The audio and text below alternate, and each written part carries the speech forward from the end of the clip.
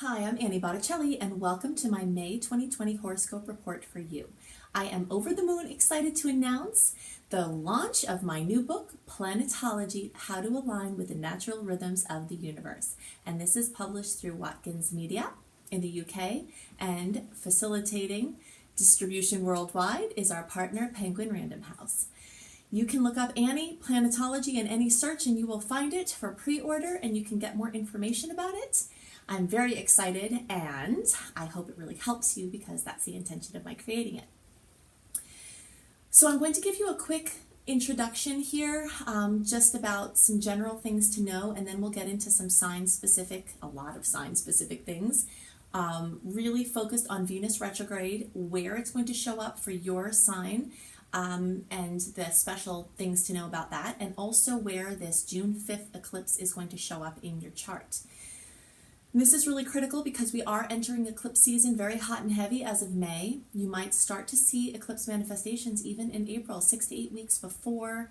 The eclipses tend to get very hot, and we've got this grand finale of the Capricorn Cancer eclipse cycle. So lots of things involving home and work, and as we see now with what's going on with the coronavirus and all of the breakdown of things in the world that seem to be related to the coronavirus, but really all of this is astrological.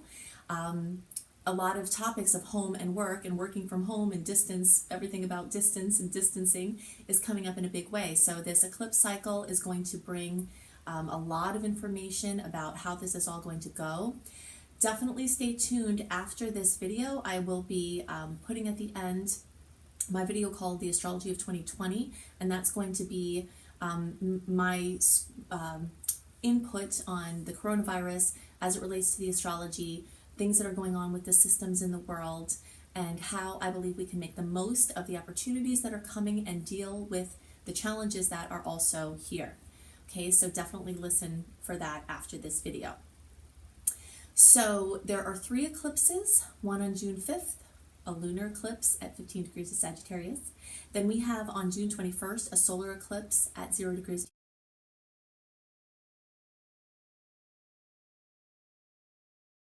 And then we have on July 5th, a lunar eclipse at 13 degrees of Capricorn. Okay, so in the May report, I'm going to show you where this June eclipse is happening. In the June report, I'm going to talk about the locations of the 2nd June eclipse, where that is going to be for you. And in the July report, I'll talk about the location of the July eclipse. Okay, so between 3 horoscopes, we'll cover all of the energies, how that's going to look for you. Venus retrograde is very, very major right now because we are actually in it May 13th through June 25th. Venus, the ruler of love and relationships, money and finances, and beauty and self-esteem and design projects and artistic expression. Major rulership of the domains of Venus are coming up in a big way. And I have created lots of resources for you, including a Venus retrograde blog that you can find if you just search for Annie Botticelli Venus retrograde. You'll find all of these resources that I have. And in these May videos, I am going to show you in the chart where that is for you.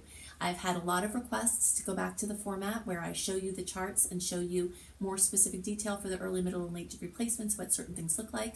From the last eclipse cycle, I had some terrible endings that happened then that I had to work with, so I wasn't able to put the extra time in with doing the charts, but now in this month I'm bringing them back. So definitely please let me know if you want me to keep doing that, because I do listen to your feedback. I listen to nice feedback.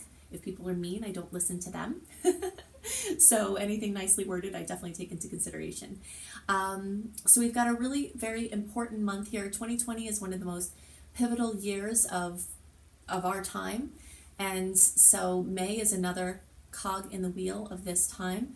So I'm going to go into a lot of those details of what that Venus retrograde specifically is going to look like. So let's go ahead and drill down to this sign specific. Oh wait, one more thing. I am creating a free course on claiming victory from viruses. Okay, this topic is very near and dear to my heart, which I will explain in detail in the actual course, why I know so much about this. Spirit has been prepping me to assist with viruses for a while, and there's just way too much information on this topic for me to bring out in the videos. So I'm going to create a whole class about this that I'll continue adding to. So you can register for that class at lumelife.com, L-U-M-E life.com. Search for Luminous Life Multiversity in my name, and you can see there in the free course listings that you can enroll in the school and in the course for free, so that you can understand how to protect yourself from viruses, understand what they're doing. And I also will go into quite a bit of detail about the bigger picture of how viruses are part of our human evolution and how to work with them in the video called Astrology of 2020 that will follow this video. Okay, so now let's go into the sign-specific movement of Venus retrograde and what types of implications we can see from this and that placement of the June 5th eclipse for you. Hello Gemini friends. Okay, so we're going to talk about birthdays, one of these major astrological power periods, and also if Gemini is your moon or rising sign, it's still a very special time when the sun in the sky crosses over your Gemini placement. We're going to talk about Venus retrograde some more, why it's important, and also we're going to see exactly where for each early, middle, and late degree Gemini placement, what house, field of experience, Venus retrograde is going to highlight for you. Also, since Venus is retrograde in your sign, this is of special importance. We do have all of the planets, pretty much most of the personal planets, crowding into the sign of Gemini. So we're going to talk about what that looks like. And we're going to briefly touch on the location in the chart where that lunar eclipse is going to occur, that triad of transformation, I'm calling them, the 3 eclipse series that we have. Even though they start in June, it's early June, and May is prime time for eclipse manifestation. So we'll just take a quick look at what area of experience that's going to come for each of you. So, many of the things I talk about will be true for all Gemini placements. When there are specific dates or degrees, I will point those out. So we want you to know where you are in the Gemini spectrum so that when I get more detailed, then you'll know where you are. So early degree Geminis, you guys are May born, 0 to 9 degrees. Middle Gemini, June 1st through 10th, or 10 to 19 degrees. Or late degree Gemini, June 11th through the rest of the sign, or 20 to 29 degrees. And remember, if your moon is in Gemini, your rising is Gemini, this is for you equally as for those sun placements. Okay, so I'm going to use the late degree chart to talk about some things that are going to be energetic potentials for all Geminis. And then, like I said, if there's something specific, to different areas of the sign, I'll detail that out. So we see in the earlier part of the month, of course, the sun is continuing to move through Taurus until the 3rd week, but then it will move to the Gemini party. Mercury will, around halfway through the month or so, is going to get into the Gemini party, and then we'll have this whole cluster in Gemini. Venus is going to be in Gemini for an extended period of time because once it gets to 21 degrees, it's going to go retrograde back to 5 degrees. And then it has to go all the way back to 29 degrees to get out of Gemini. So it's going to be there for a very long time. Venus rules love, beauty, money, design, relationships, finances. So it covers a lot of ground, which is why I spend a lot of time talking about it in the horoscopes, and I've created so many resources for you to understand this because it covers so much ground, and it does take place when you factor into the shadow periods before and after the actual retrograde for about 4 months. So it's very lengthy as well. But in general, when Venus is retrograde in your sign, it means that Venus is bopping around back and forth in the energies that are true for Gemini, so communication sectors, your vehicles, your kind of mobility, moving around, connecting with friends, interactions that are social interactions. It puts its fingers into all of those pudding pies. And so the people who are going to be extra influenced by the retrograde transit are those who have placements that run from 5 to 21 degrees. So that's going to be around like 5 days into the sign, basically. So it's, depending on the day that the sun moved into Gemini, the year you were born, because it's not the same day. That's why we have to use these roundabout dates. Like the 25th, 26th, 27th of May through, let's see, so that's 10, through around the 11th or so of June, you all are going to have Venus cross over your Gemini placement Venus retrograde back over your Gemini placement, and then Venus crossover once again. So you'll have 3 passes. So lessons and opportunities involving the sections that Venus rules are going to be up in your face even more because of Venus bumping up against there. Now, it doesn't have to be bad or good per se. It depends on how Venus, or it depends on how your Gemini placement is aspected in the chart.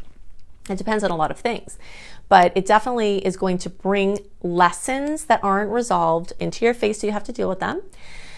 It's definitely going to bring opportunities aplenty for many of you, and information on how you can use those. Venus retrograde is not always the best time to make a super big launch of implementing big ideas, but I have given, if you look for Annie Botticelli Venus retrograde, watch the video that I made, Venus retrograde do's and don'ts. Look at the blog on my anniehelpsyou.com website under astrology blog, because, and actually I'm linking all of those resources in the notes below this video, so it's easier for you to find when you click on more below the video. Because I can't cram every single thing I've figured out about Venus retrograde into this video, nor would you want me to. But many people don't take the time to go look at those things, and you would be doing yourself a major disservice if you don't educate yourself about it, especially since it's going to be, bumping up against your placements so heavily.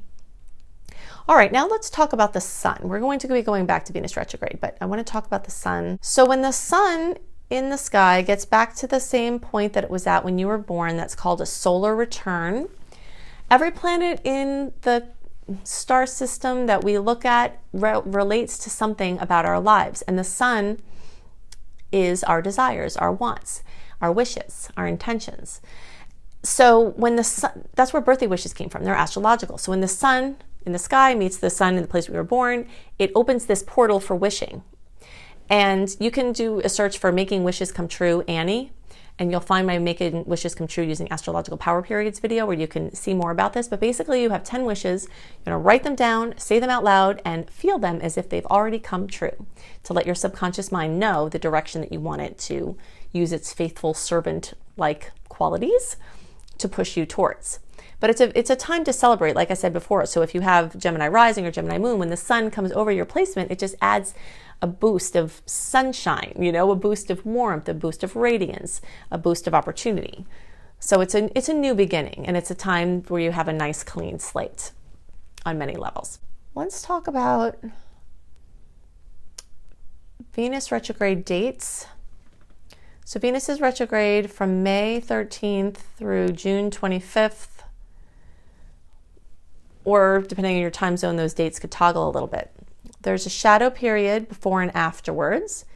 Around April 9th starts the pre-transit shadow period, and the post-shadow transit period lasts till around July 30th. So this is 4 months in all. I had somebody post something like, Annie, I'm not buying into the shadow periods of the retrogrades. And so I just wanted, in case anybody else has this idea of like buying in or not buying into the shadow periods, there are mathematical truths. I didn't make them up just because I might be the only one talking about them, so I hear. It doesn't mean that they're something that are my design. They're mathematical calculations based on the degree that the planet goes retrograde and the degree that the planet goes direct. And then you can add out to see when those shadow periods start. So it's kind of like a pot boiling. And I'm going to use this analogy again later with the eclipses. So when you're bringing something up to a boil, meaning it's like bubbling up from the unconscious into the conscious into your life, which is what transits tend to do, there's a period. It doesn't just go from 0 to boiling instantly. There's that time where it's like bubbles and bubbles and bubbles and bubbles and bubbles and bubbles, and then it gets crazy, right? And that period of time that it's spending building up is the shadow period.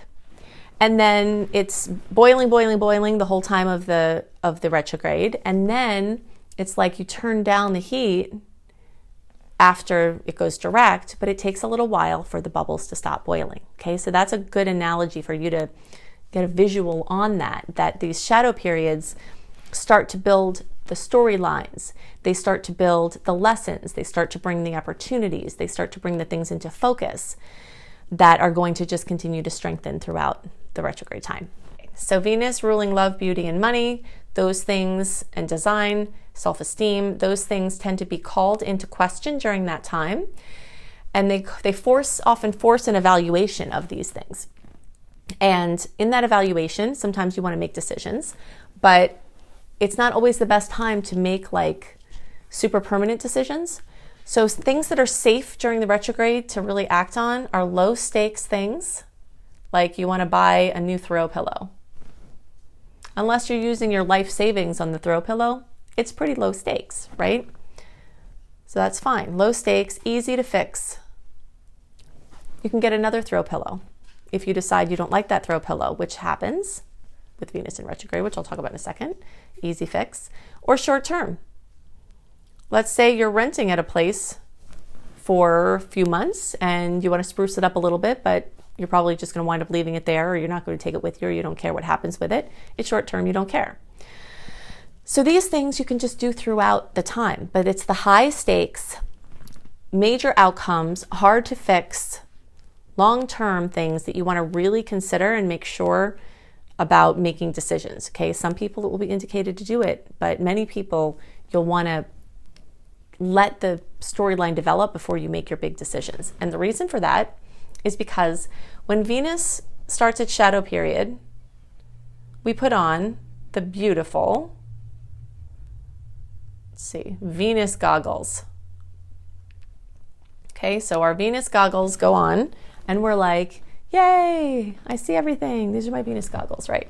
But what happens is through the Venus goggles are like really warped.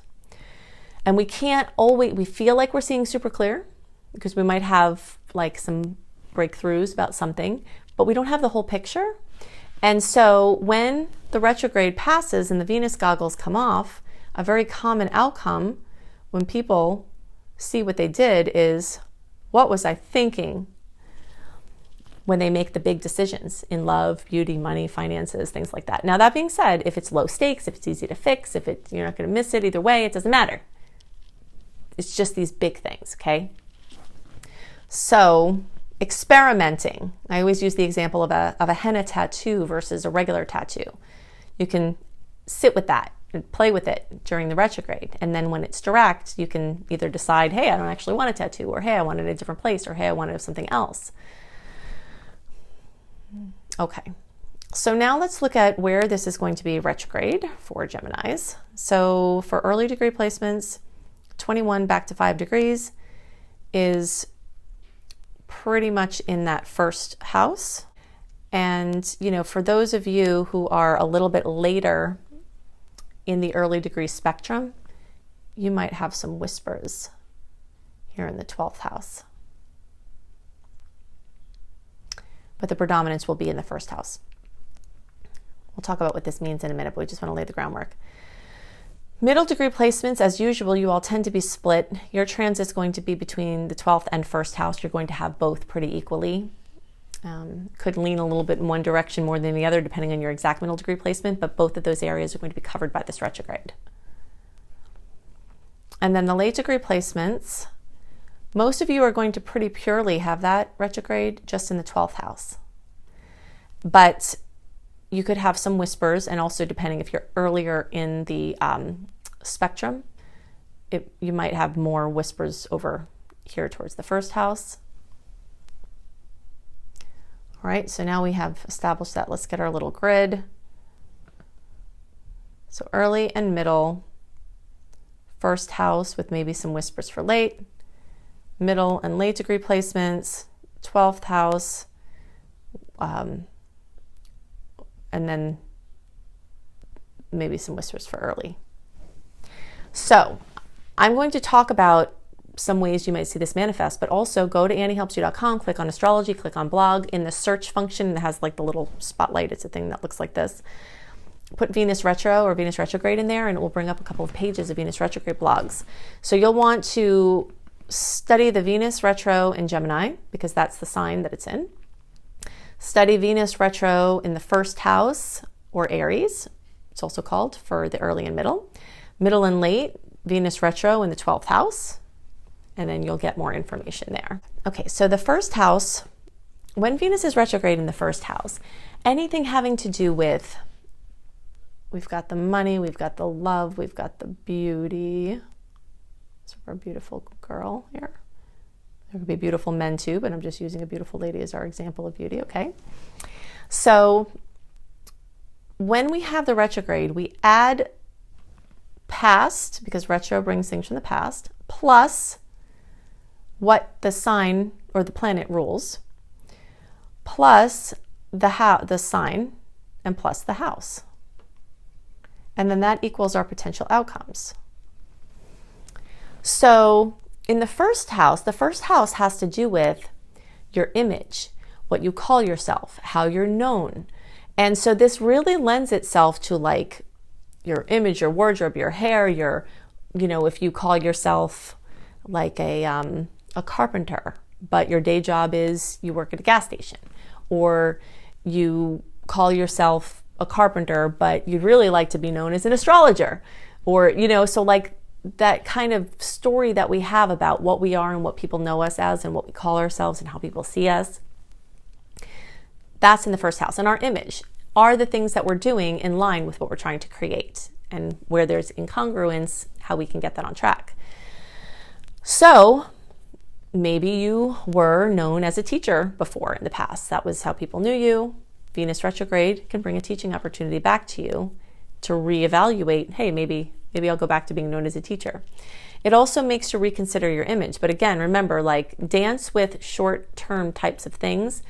If you, rather than spend all your budget on buying wardrobe items, if you can, what I always like to recommend is a clothing swap. My friends and I do clothing swaps where we bring all the stuff that we don't want, we put it in a big pile, and everyone leaves. We just bring goodies and we hang out, and then everyone leaves with new stuff, and they didn't spend any money. It's very eco-friendly, and it's very Venus retrograde because, but things like that. The reason why I give you all these examples is to help you learn how to fish and not just give you the fish. If you understand the mentality of the energy, then you can apply this to your specific placements. So, a lot of people are going to be going back over their clothes and their wardrobes and reconsidering hair, maybe going back to a hairstyle that they had before. If it's low stakes, maybe that could be fine. Things like that. And you can see more. I have more details, including an affirmation and resources to use on that blog. So in the middle and late degree, the 12th house has to do with clandestine affairs, things done in secret or private, or things done on your behalf. So doing private money things, working in the backdrop with money, doing your stuff like in a private space. You and your partner having more private time together, going on retreat together. You shielding a baby that is a creative baby that you're going to bring out into the world at some point, and hiding it and protecting it and working on it in the backdrop. You putting some money towards 12th house practices like past life regression or hypnosis or psychology, using the Venus that rules the money. Like you add all of them together, you see? So if you understand what each of the houses and placements mean, then you can just add them together. So it very much lends itself to how you're going to spend money, spending money on psychological things, spending money on having a retreat, spending money on breathing life back into your love life, or couples counseling, spending money on couples counseling, something like that. But definitely go to the site to see more possibilities for that. Okay, so now let's touch on where these eclipses are going to be for you. And I used to give all of the explanations of what you could expect for an eclipse in the video, but that put a lot of pressure on them, made them really long. So what I've done now is, if you go to Annie Botticelli, my YouTube, you can also go to AnnieHelpsYouTV.com. My welcome page, I have a 12-part eclipse series. So in the videos, I'm going to be telling you where the eclipse is going to happen for you, and then the onus is on you to go see my very in-depth video. I'll give you exact instructions on how to do that. So, I keep putting this here, but I want to tell you something. Okay, so this is an eclipse cycle. Eclipse cycles, I told you we were going to talk about this boiling pot again. Eclipse cycles happen over like 1.5 to 2-ish years. And every 6 months, that's what these points here are noting, that every 6 months the actual eclipses occur. But there's all this time in the eclipse cycle between the eclipses, leading up to them and right after them. So we have a Sagittarius Gemini eclipse cycle. This is a new eclipse cycle. And we're going to be wrapping up the Cancer Capricorn eclipse cycle that started in the middle of 2018. So a lot of wrap-ups are going to be happening from this and new things happening. Plus Sagittarius and Gemini is all about information services, sharing information, social connections, and how we do that by distance. So this whole thing with distance learning and distance working and all of this is going to be more explanation of how these things are going to manifest, are going to take place with this eclipse cycle. So you can, everybody, look on my page for eclipses in 9th house or Sagittarius, because that is going to give you a lot of ways. And that eclipse series is all about what I've seen happen from looking at thousands of charts, doing thousands of readings. When the eclipses go in the different houses and signs, what tends to happen. Okay, so you guys are going to look up this 9th house, because that's true for everybody. 4 to 6 weeks before the eclipse cycle, before the actual eclipse, it's like this boiling pot we talked about. Everything starts heating up, even 8 weeks sometimes before. So that's why we're talking about this in May when the eclipse is June 5th. And then it kind of 4 to 6 weeks after, it kind of dies down again. So anything, having to do with the eclipse can happen during the whole eclipse cycle, but there are hot spots for it before and after the actual eclipse. And that's where we are in May. We're in super prime time, hot manifestation period. So let's see where in the charts this is going to be for you all. Early degree placements, 15 degrees of Sagittarius is in the 7th house of relationships. Middle degrees, you usually are on the line, and that is true again here. It's going to be in the 7th or 6th house or both, depending on your exact placement. Fair game for manifestation in either place. Late degree placements, you're going to have this in the 6th house. Okay, so, but because Venus rules relationships and it's occurring at the same time as the eclipses, anybody can have notable romantic and other relationship things from the Venus retrograde. But from the eclipse standpoint, the 7th house is relationships, and the 6th house is health, pets, office space, work, jobs, diet, your daily routine, etc. So for the late degree people, well, actually, let's just make our little grid here. Early and middle, 7th house. Middle and late, 6th house. So you see how middle degrees are in both here. So early degrees, you look for eclipses in Libra or 7th, and that's where you see it's more than just relationship. I mean, there are a lot of facets of how you can use this and how this may show up. So watch the video on that. And then for the middle and late degree, look for eclipses in Virgo or 6th house, and you'll see all of the myriad ways that this tends to manifest, because dramatic endings, new beginnings in the areas ruled by these sections are going to come up. Okay, so definitely look in the notes below this video. If you click the little arrow that says more underneath the video, it will reveal written notes. In those notes, I have the links to my Venus retrograde video. I have the links to the blogs for Venus retrograde through the signs and houses. And I also have the link to loomlife.com, which is where you can register for that free class on claiming victory from viruses. And you can also see my other resources, including my course, Becoming a Professional Astrologer.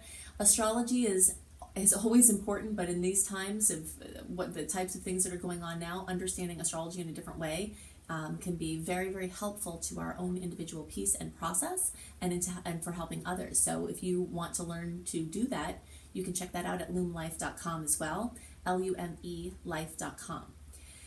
And you can see more blogs at anniehelpsyou.com. I have lots and lots of blogs. And at cozybysweetstarlight.com, you can, again, this link will be in the notes underneath as well. You can find written horoscopes by me and astrology kissed blogs, how to use astrology in your day-to-day in wonderful ways. Most of the resources that I create for you are free, so make sure that you tap into those. I only have a very small amount of paid services compared to my free resources, and those are for people who want to go deeper into my teachings and my work.